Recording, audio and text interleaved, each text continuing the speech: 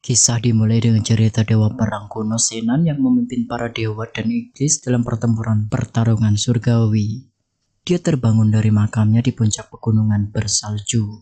Setelah tidur selama 10.000 tahun, Dewa Senan terkubur sangat lama karena kesalahan yang ia lakukan. Senan turun ke bumi menjelma sebagai manusia biasa. Karena ternyata kekuatan dan ingatannya masih hilang hingga ia tidak menyadari bahwa dirinya adalah seorang dewa, penguasa panah surgawi. Setelah bangkit dari gunung salju, dia melawan penjaga makamnya. Pertarungan sengit Senan dengan penjaga makam itu tidak bisa dihindari. Setelah pertarungan sengit itu, ia terlempar ke bumi. Dia tidak sengaja memasuki batas negeri Chu dan menempuh jalan untuk menyelamatkan rakyat di dunia untuk menjalankan kehidupannya.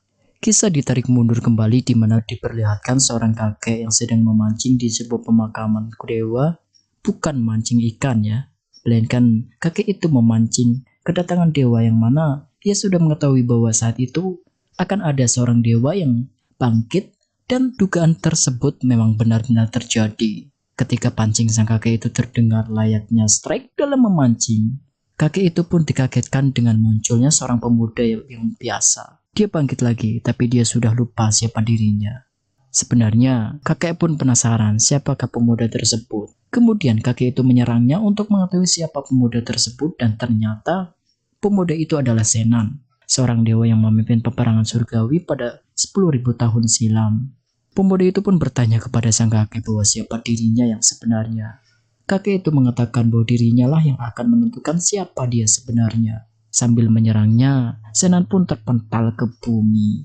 Diperlihatkan seorang wanita cantik sedang mandi di sungai. Ia dikawal oleh ribuan prajurit karena dia adalah seorang putri sematawayang dari kerajaan Chu. Dia bernama Suyu.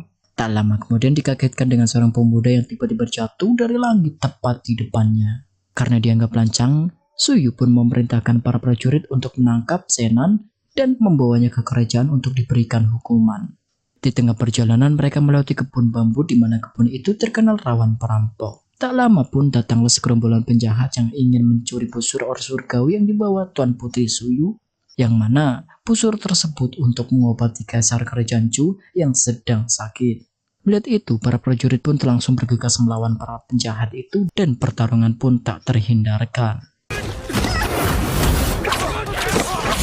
Di tengah pertempuran itu, mereka dikagetkan oleh Senan yang tiba-tiba bangkit bersamaan dengan kotak busur surgawi yang tiba-tiba terbuka. Layaknya busur itu memberikan kode kepada tuannya untuk dikendalikan.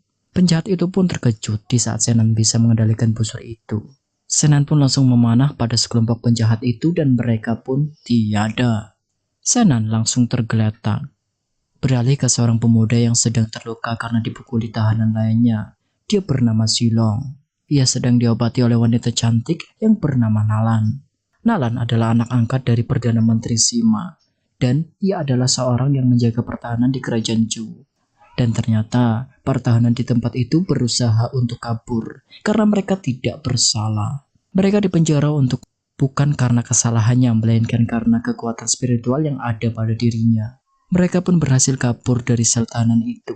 Akan tetapi mereka dikepung oleh penjaga tahanan dan perkelahian pun dimulai.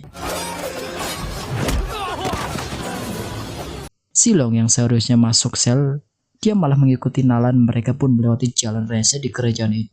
Tiba-tiba tangan Silong bereaksi seakan-akan menandakan bahwa ada kekuatan spiritual di dalam dirinya. Ia pun meyakinkan kepada Nalan bahwa ia ditahan bukan karena salahnya, melainkan karena kekuatan spiritual itu.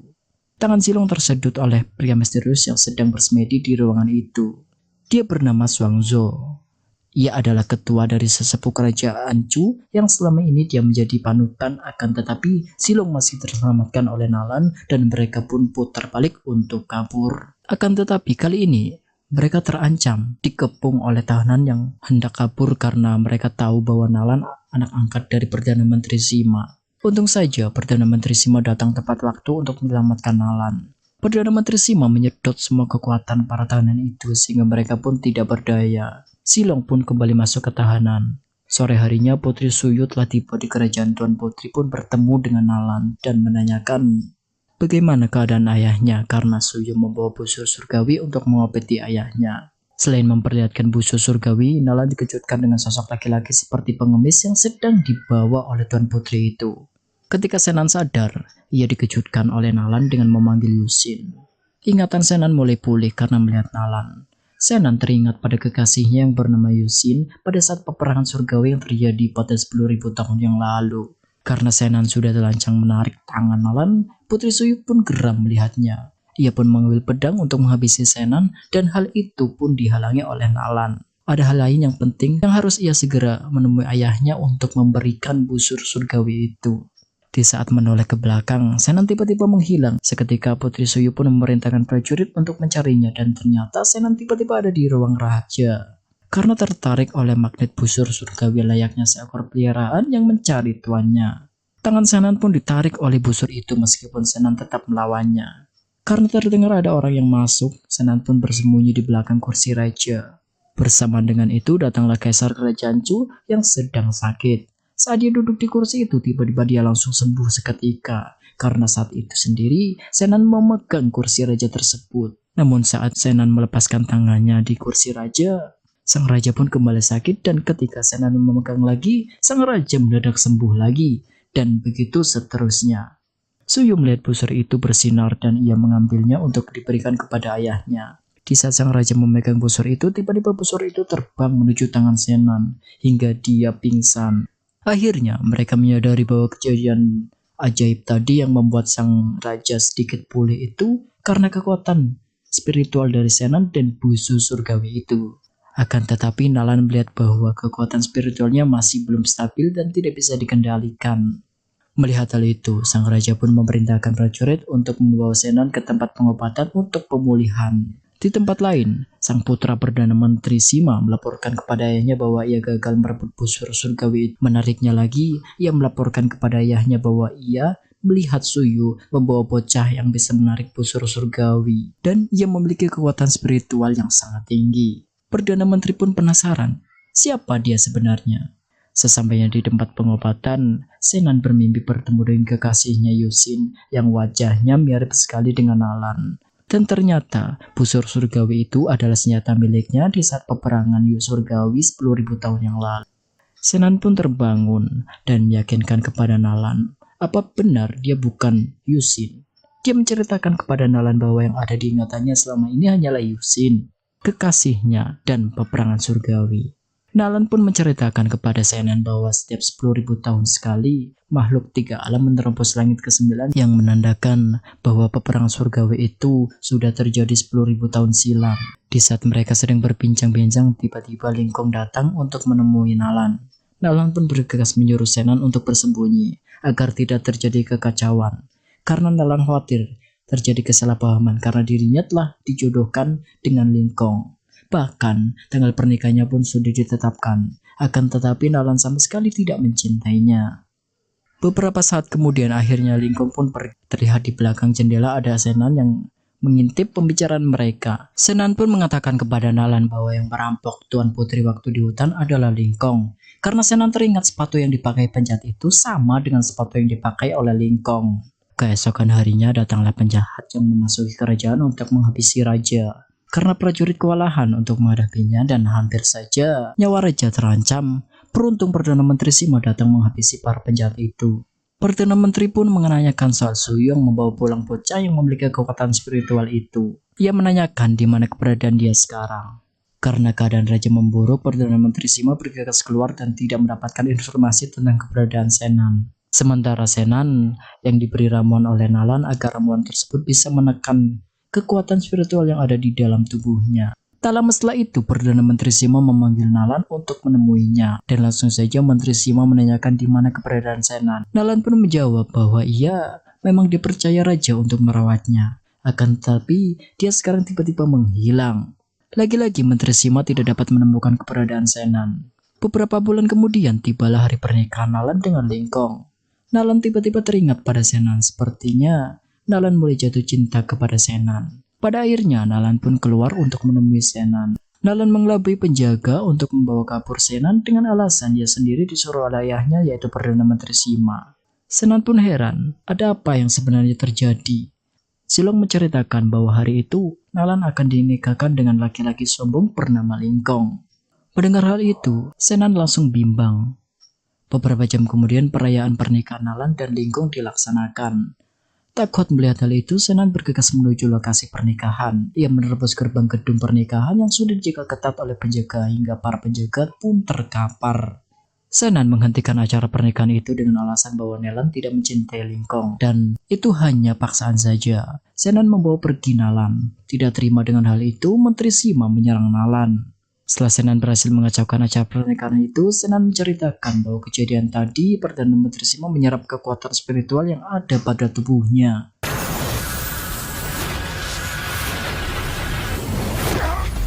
Nalan pun langsung menunjukkan buku yang berisi teknik dan formasi yang digunakan Menteri Sima.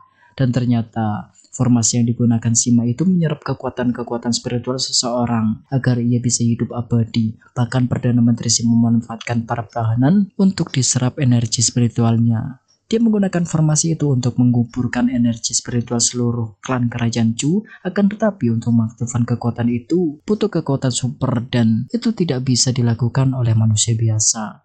Kembali ke tragedi terbunuhnya Lingkong, Perdana Menteri Sima menghadap kepada Xuanzhu. Ia mengadu bahwa putrinya terbunuh oleh Senan. Xuanzhu berkata, ia ingin mengadakan upacara pemberkatan yang dihadiri seluruh klan kerajaan dan pada waktu itu juga ia akan menyerang seluruh energi klan kerajaan termasuk Senan agar bisa menerobos langit dan bisa menjadi dewa. Dengan begitu, Xuanzhu dapat dengan mudah menghidupkan kembali Lingkong. Akan tetapi bukannya menolong, Perdana Menteri Sima sudah tertipu oleh Xuanzhu. Dia malah menyerap seluruh kekuatan Perdana Menteri Sima sehingga Perdana Menteri Sima tiada. Tak lama kemudian, dari kejadian itu datanglah Senan bersama Nalan ke tempat petapaan sesepuh Xuanzhu. Mereka mendapati Perdana Menteri sudah tiada. Adegan berikutnya diperlihatkan sang raja yang sedang sakit. Datanglah Xuanzhu di hadapan sang raja. Raja pun memberitahukan kepadanya bahwa dirinya dan seluruh rakyat kerajaan terjangkit penyakit aneh. Bahkan hidup mereka sengsara. Raja memohon kepada Xuanzhu untuk mengatasinya. Xuanzhu memberikan iming-iming kepada raja bahwa ia bisa mengatasinya hanya dengan cara melakukan upacara pemberkatan demi melancarkan aksinya. Sementara, di sisi lain Senan terkapar akibat kekuatan yang diserap oleh formasi Xuanzhu. Senan berkata kepada Nalan bahwa apa yang sudah terjadi kepadanya. Nalan menjawab bahwa kekuatan spiritualnya sudah hilang akibat diserap oleh Xuanzhu. Kemudian datanglah Zilong untuk mengajak Senan pergi karena sebentar lagi upacara pemberkatan segera dimulai dan negeri Chu hancur. Akan tetapi Senan tidak mau pergi dan mengatakan kepada Zilong bahwa ia tidak akan menjadi prajurit yang kabur. Senan membiarkan Zilong pergi. Keesokan harinya upacara pemberkatan pun tiba. Xuanzhu mengadakan upacara pemberkatan kerajaan. Hal itu dihadiri oleh sang kaisar, Putri Suyu, dan keluarga kerajaan lainnya. Di permulaan upacara tersebut, Kaisar mempersilahkan Xuanzhu memasuki lapangan upacara, dan Xuanzhu pun memasuki tempat upacara dengan membawa beberapa prajuritnya. Upacara pemberkatan pun dimulai. Xuanzhu memerintahkan kepada seluruh hadirin untuk membentuk formasi menyatukan roh dan semua kekuatan spiritual masing-masing. Bukannya untuk memakmurkan rakyat kerajaan Chu, tapi ternyata Xuanzhu yang licik itu memanfaatkan upacara itu demi dirinya sendiri untuk menjadi dewa dan hidupnya abadi. Di saat Xuanzhu merasa cukup untuk melancarkan aksinya, tiba-tiba seluruh kekuatan spiritual klan kerajaan disedot oleh formasi yang sudah dibuat oleh Xuanzhu dan prajuritnya. Bahkan kekuatan spiritual Kaisar dan Putri Suyu pun ikut tersedot oleh formasi itu. Karena tak terima dengan perbuatan licik itu, Putri Suyu berusaha melawan Xuanzhu dari belakang. Namun, kekuatan Xuanzhu yang sangat kuat, Putri Suyu pun mudah dikalahkan. Akan tetapi Suyu tetap berusaha menghentikannya dengan cambuk emas yang ia miliki. Tapi usaha itu hanya sia-sia saja. Di saat Suyu terkapar, tiba-tiba datanglah Senan yang menahannya dari belakang. Senan pun marah atas apa yang sudah Xuanzhu perbuat. Senan langsung menyerang Xuanzhu, tapi tidak bisa menembus kekuatan formasi yang dibuat oleh prajurit Xuanzhu.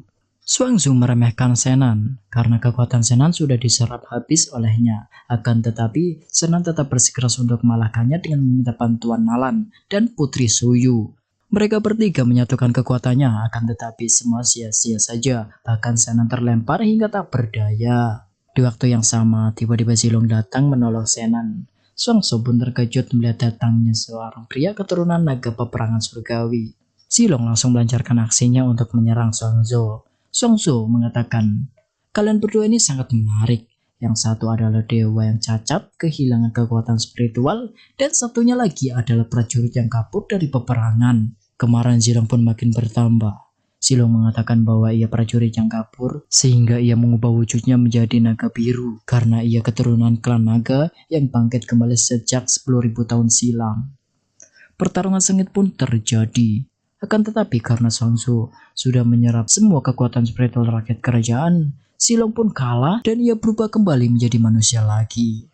Di saat sudah tidak ada harapan lagi untuk menyelamatkan negeri, tiba-tiba Zenan yang sudah terkapar tubuhnya mengeluarkan cahaya emas hingga ia melayang ke udara. Ternyata kekuatan busur surgawi menyatu ke tubuhnya hingga kekuatan spiritual Zenan yang hilang disedot oleh Xuangzu itu kembali pulih. Zilong berharap Zenanlah satu-satunya harapan menjadi penyelamat negeri. Melihat hal itu, Zilong pun mengatakan seperti yang diharapkan seseorang prajurit dalam peperangan surgawi. Di saat Zenan terbang dikendalikan oleh kekuatan busur surgawi itu, tiba-tiba busur yang berada di dalam kerajaan secara ajaib melayang di tangan Zenan. Dengan busur itu, Zenan langsung memanah Xuangzu. Setelah beberapa kali Zenan melepaskan anak panah itu, Zenan berhasil menghancurkan perisai yang dibuat oleh Xuangzu, sehingga ia berubah menjadi naga hitam. Zilong pun langsung mengubah dirinya menjadi naga biru. Keduanya pun bertarung. Xuangzu pun masih sulit untuk dikalahkan, dan Zilong jelmaan Xuangzu itu kalah.